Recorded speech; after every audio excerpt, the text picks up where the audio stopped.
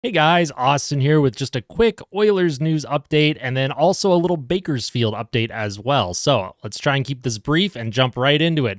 Dylan Holloway and Philip Kemp were both loaned to the Bakersfield Condors. I guess during this extended break for the Oilers, they want both of them down back in Bakersfield, getting reps, getting games in. I know with Dylan Holloway, because of how injured he was, it makes sense that he's down in Bakersfield playing. Continue to keep him up to game shape and game speed. And then Philip Kemp, he hasn't drawn into the lineup since he's been up with the Oilers, and it's kind of a revolving door for him. The old Abe Simpson meme where he walks into the bar, sees Bart, and then walks out. That's kind of Philip Kemp with Bakersfield and Edmonton, the NHL, AHL rotating door for him. The paper transactions, it reminds me of Devin Shore from a couple years ago, but I know Philip Kemp will draw into the lineup a little bit more now while the Oilers are off for their extended break. So just an update on those two. And then the next one that I wanted to talk about is Corey Perry. He made his Oilers debut, and for those who were curious, he ended up playing 12 minutes and 44 seconds time on ice. He had 2 shots on goal, and he had an expected goals for of 54%, which is pretty good in his debut. I thought that third line of McLeod, Holloway, and Corey Perry was really good, and I'm excited to see that line build on some chemistry. The more they play together, the more chemistry they're going to have.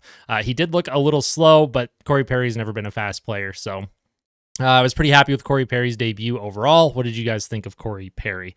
Now, the next player I wanted to talk about, and this is a Bakersfield update, is Jack Campbell. We haven't really heard much about Jack Campbell since he was set to the AHL, other than seeing some horrific highlights of goals against after he went down there.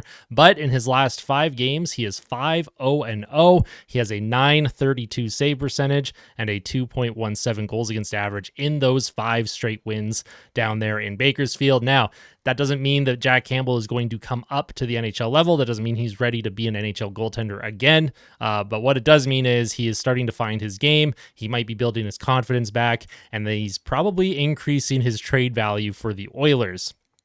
Because I know Edmonton, they're going to eventually probably move on from him. I don't think he's ever going to play another game in an Oilers uniform. So the more he can find his game down in Bakersfield, the more a general manager like Ken Holland can call another general manager and sell that GM on the fact that Jack Campbell has found his game, and he might be worth taking without having to give up too many assets with Campbell in a trade. Now, speaking of trades, the trade deadline obviously will be approaching.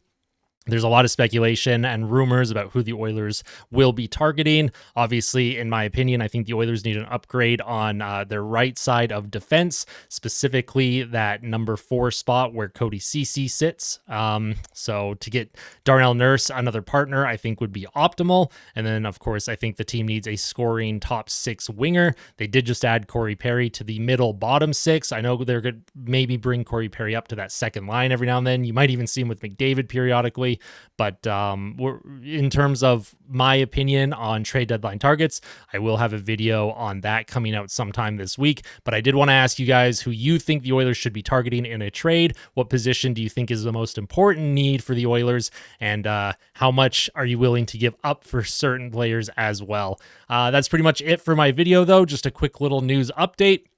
Just kind of wanted to get something like this out. I know there's a lot of time in between Oilers games, so you guys might see more videos like this. So if that's something you want to see a little bit more of, just news updates, talk about different players, that sort of thing, just make sure you hit that like button. And if you really like the video, make sure you hit subscribe. We are building a terrific channel here in 2024, and I can't wait to see what the future has in store. But that's it for me. I will see you guys in the next one. Take care.